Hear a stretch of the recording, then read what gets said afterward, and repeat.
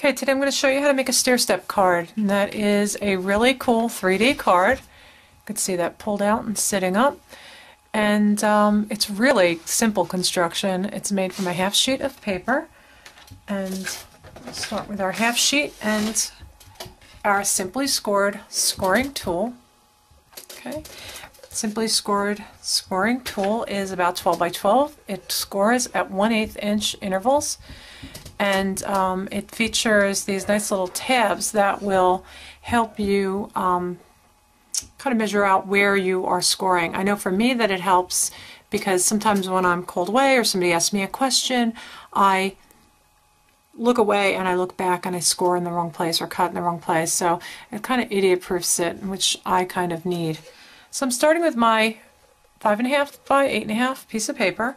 I don't have it mapped out for 2 inches, but I am pulling this line down at 2 inches. I'm going to turn it sideways, and these are all marked for the side of the card. So I'm going to pull the 2 1/4 inches to meet this 2-inch line. The 4 1/4 is going to go all the way across. That's our folded in half card. The 5.5, 6.5, and 7 1/4 are all pulled to the 2-inch line. So we're going to start by folding this in half and opening it again, and we're going to now cut from the first score line to the last score line, no further. And from here I'm going to use my personal trimmer, and I'm going to match up that right there. And I'm going to pull that score line, pull the cut line from the beginning to the end, making sure I press really hard. Okay, and you can see I've got that cut just in the middle where I want it. So I'm going to start again. I'm folding over again and looking for my score lines. We want the 3 score lines on the front to the right and your 2-inch side to the left. I'm going to open it slightly and separate this a little. Okay, this will help. We're going to start by pushing the first fold down. That's making a mountain fold. Second one will be a valley fold. Third one down. Fourth one up. Now the fourth one is that middle fold. So the middle fold is actually going to be the opposite of the 2-inch side. Bringing the last one back, and here you go. Perfect stair step card. I'll give you a couple of tips on how I design with the stair step card. I have actually start with a piece of 3.5 inch cardstock, because this side is 3.5 inches, this is 2, for a total of 5 inches.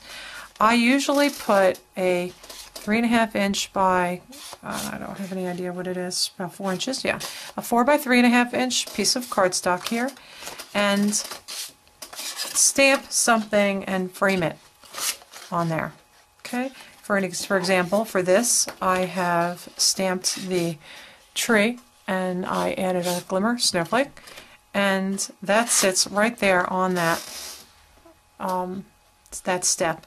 And the second step, I've actually taken a 3.5 inch piece of paper and stamped, I'm sorry, I had the wrong one, 3.5 inch paper. I stamped the house and glittered it and cut it edge to edge, making sure that it stayed 3.5 inches wide. So you can see I kind of went edge to edge, and then I added the glimmer paper, and you can stick that on there. You can stick it all the way down, flush with the bottom, or a little higher if you want to give it height. And that is the second step in there. Now for the front, I've done for some paper saving, I worked with the fact that there is that score line here, and you might not like the score line. You can maybe figure out a way, if you're smarter than me, which probably wouldn't be hard, to get, to score this without leaving that line. But what I do is I work with it. I took a 3 1/4 inch long piece of designer paper, which is a lot less paper waste than cutting a whole 5 1/4 inches of designer paper, or even worse, trying to make an L-shaped designer paper. So what I've done is it creates this border in here, and you're framing effectively the designer paper with the brown paper. And I followed through on this side by the 2-inch being 1 3/4 by 4-inch piece of paper, and in this case I decided instead of designer paper I would just use white and use the texture folder. And so you're using very little designer paper and therefore maximizing the amount that you get from it. And one last thing I kind of want to mention is that for the house itself I use the regular liquid glue that's Stampin' Up! Sells. It goes on white, and I don't know if you can see, it stays dimensional. It actually is puffed up, and I put some Dazzling Diamonds glitter on it and it stayed white and dimensional, and it held obviously lots of glitter. So the glimmer paper itself is very, very cool. I had a lot of fun cutting those snowflakes, and they were done, in case you missed it, with the Northern Flurries decorative strip, and that is a special Sizzix die cut. It's very, very thin, and it does require its own platform and cutting pads, which you can also buy through Stampin' Up! And my website. You only need to buy this once, and you can buy a number of different decorative strips, but the snowflakes are totally awesome, as you can see, and the glimmer paper makes them beautiful. Anyway, I'm happy to see what you guys do with your stair step card. Variations on it is that you can, instead of 2 inches down the side, you can do 1 inch on each side, and those same measurements in the middle will apply. I made this card. This was an exact opposite, actually.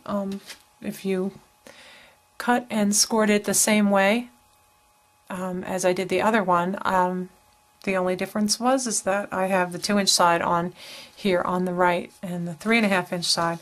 Again, the back of it was just a framed piece in the 3.5 by 4. In the middle, I did a die cut, an oval die cut with a greeting, and the Sizzix leaves on the front. Good luck and happy stamping!